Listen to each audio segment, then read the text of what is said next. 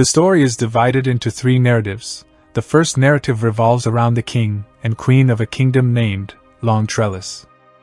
At first it seems as if the couple is living a happy life, but later we get to know that the queen is suffering from a rare medical condition, which will never allow her to become a mother.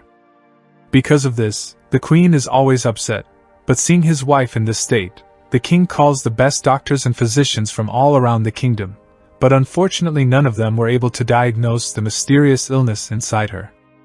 Despite this, the king tries his best to cheer up his queen.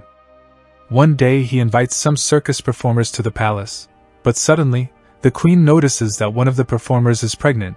This makes her upset. She starts smashing things inside her chamber, and when the king finds out about this, he hugs her and promises to go to any extent to solve her problem. Late at night, a wizard arrives at the castle, claiming that he can solve the queen's pregnancy problem. Hearing this, the king reminds him that many people have already tried and failed. However, the wizard is adamant that the queen can bear a baby, but it depends on how far the king is willing to go for his queen. The king says, to the last extent. The wizard reveals that he has years of experience and knows a lot about nature. Furthermore, he says that nature must always be in balance, and that if the king wants to create a life, then he must also sacrifice one. Despite his weird claims, the king and queen give him their full support. The wizard then begins to describe the process. The king will have to catch a sea monster, whose heart will be used to cure the queen's illness. Then a pure and unmarried lady will prepare it, which will be eaten by the queen. In this way, the wizard assures that the queen will become pregnant. The hunting begins. The king prepares himself to go deep into the river, where he finds a sea monster sleeping. He goes closer and slays the monster, but gets critically injured while doing so. Soon, he dies of his injuries. But before he does, he removes the creature's heart, which the queen picks up and returns to the castle. Later, a maid at the castle is found to be unmarried and pure, so she is assigned to prepare the heart. But while cooking, she experiences strange sensations and suddenly becomes pregnant. Soon, the queen eats the heart, and finally she becomes pregnant. In the following scene, the queen and the maid give birth to their children at the same time. 16 years later, the children have now become adults. The queen's son is named Elias, whereas the maid's son is named Jonah. The queen is living a happy life with her son Elias, as she thinks that she has been given a second chance at life. However, Elias and Jonah, who look identical, are not typical children, as the sea monster is represented by the white tone of their hair. The two have a strong friendship, which the queen is against of. She informs Elias that as a prince, he is not permitted to be friends with the maid's son. Despite this, Elias ignores his mother and continues to meet with Jonah. Later, we also get to know that the kids have the ability to breathe underwater. In the next scene, the queen threatens the maid that if she doesn't prevent her son from meeting Elias, she and her son will be expelled from the country. Nonetheless, the two seem unconcerned and still meet regularly. But they cross the limits one day, when Jonah wears Elias's clothing and goes to the queen. When she discovers the truth, she decides to exile Jonah from the kingdom. Elias makes an attempt to stop him but fails. Jonah then cuts off a tree with his knife and water starts to flow from there, telling Elias that as long as the water is clean, he should know that he is alive. But as soon as it becomes red, he should understand that Jonah's life is in danger, and after saying that, he walks away. Elias checks the water regularly to see if it has turned red. One day the water turns red and he realizes that something is wrong. In order to find Jonah, he leaves the kingdom without informing his mother. After a long search, Elias finally reaches Jonah's house, where he discovers that Jonah has married a young woman, and that people there identify him as Jonah, because of their identical features. Then he learns that Jonah had gone to the forest 5 days ago, and has not returned since. Elias then goes out in search of Jonah, while the queen grows more concerned about her son. Left with no choice, she approaches the wizard again, but he asks the same thing, that if she wants her kid to return, she must sacrifice a life. The queen immediately accepts the proposal. Elsewhere, Jonah is seen injured inside a cave, where a flying creature attempts to kill him. Hearing him scream, Elias locates Jonah and terminates the creature with his sword. But Elias is unaware that the flying creature he just killed was his own mother. But that's what was agreed upon, life for life. In the final scene of the first narrative, Elias ascends to the throne of the kingdom, and the story ends.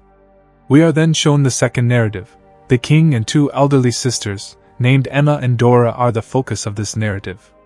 The king is a man of culture, and is always surrounded by females. He drinks heavily all the time and is yet to find his queen.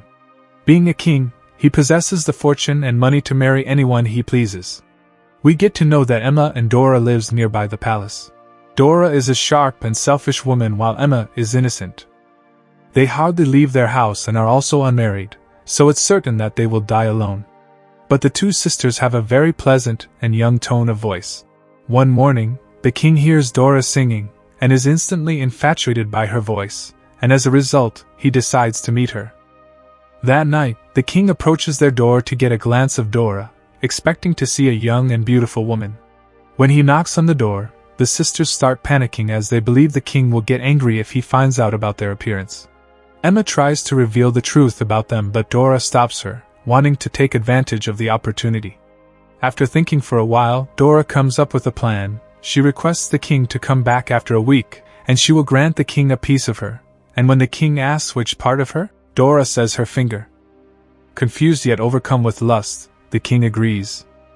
In the next scene, we see Dora putting her fingers in herbs to make them look young and beautiful, but they still look the same old. Emma has a habit of keeping a finger in her mouth while working, which actually makes her finger look young. A week has passed, and so the king arrives at their doorsteps, asking Dora to show him her beautiful finger, but instead of her own finger, Dora puts out Emma's finger, which looks much more better than hers. The king is pleased, but this creates more trouble for the sister, as now the king wants more. Out of fear of being terminated for fooling the king, Dora agrees to sleep with the king, but on one condition, that there should be complete darkness in the room, and the king accepts this. In the next scene, Emma starts tightening Dora's body with glue so that it may feel like a young girl's body. In the midnight, one of the guards from the temple comes to pick Dora up, while there is darkness in the palace. The king sleeps with Dora, but in the morning, he looks at her face in the light of a candle out of curiosity, and realizes that he spent the night with an old and ugly lady. Out of rage, he orders his guards to throw Dora out of the window, but luckily she survives the fall. A witch finds Dora, she frees Dora, and using her magic, she changes Dora into a young beautiful lady with long hair. Next day, the king visits the jungle for hunting, and falls in love with young Dora at first sight. He brings her to her castle and decides to make her the queen. Dora sends her sister Emma a beautiful dress and invites her to the ceremony. Emma is in disbelief looking at Dora's new appearance, so she asks her how she became so young, and Dora sarcastically replies that she peeled off her old skin. However, Emma considers it to be true, so she visits an ironsmith to peel her old skin in exchange for a necklace. And for real, the ironsmith takes her to a jungle, ties her against a tree, and removes all her skin. In the next scene, Emma returns to the castle in a fragile state, and soon passes away. Elsewhere, the magic that changed Dora's appearance starts fading. She starts to grow old as her skin begins to fold. When she realizes that she's turning old, she runs away from the castle, and the story ends in an unfortunate way as Dora transforms into her older self completely. Following this, we are shown the third narrative, which is also about a king who has a weird nature as his queen passed away long ago. He has an unmarried daughter named Violet, whom he has never truly loved. One day, the king sees a parasite insect on his hand sucking on his blood. Instead of swatting it away, the weird king just lets it feed on his blood. Later, he keeps the parasite in a glass box and allows it to feed on his blood every day. As time passes, the insect becomes huge. On the other hand, Violet has grown into a beautiful young woman, who always dreams of a prince. But the king could care less about her as he is always busy with his parasite pet. Unfortunately, one day the parasite becomes ill and dies. This devastates the king, so he peels its skin off and tells Violet that the time has come to find a husband for her. He will arrange a competition and the one who wins it will get to marry her. Hearing this, Violet becomes happy, but also upset, as she wanted to find a husband on her own. Despite this, she agrees to the king's decision.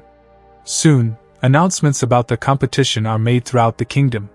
The king displays the parasite's skin in the palace, and announces that whoever can guess the name of the insect will win Violet. Many people try, but no one can answer correctly, because no insect has ever grown that big and old. Just then, a weird-looking ogre appears in the palace. He also wants to marry Violet, and the king allows him to participate, with no hesitation. The ogre smells the skin, and guesses correctly.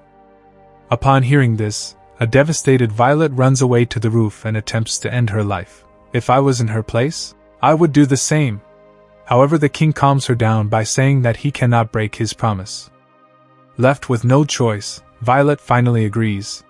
In the next scene, the ogre takes Violet far into the mountains, where Violet cries for many days before accepting her fate. But one day, when the ogre goes out for hunting, she sees another lady on a nearby mountain. She begs for help while explaining the whole scenario to her. Fortunately, the lady sympathizes with her and promises to come back with help. Next day, the lady along with her family arrives there to rescue Violet. While they're crossing over, the ogre arrives, but they manage to cut the rope and the ogre falls. Sometime later, the ogre finds the family and kills them one by one. He then chases Violet into a cave, where Violet pretends submitting herself to him, and when the ogre was distracted, she cuts his throat with a knife and finishes him. In the next scene, Violet returns to the palace with the ogre's severed head and places it next to everyone.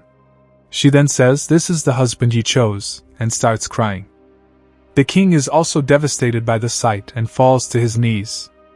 In the final scene, Violet becomes the queen of the kingdom. This is where the movie ends. Subscribe to the channel if you love movies. Like and share the video, we appreciate it. See you again.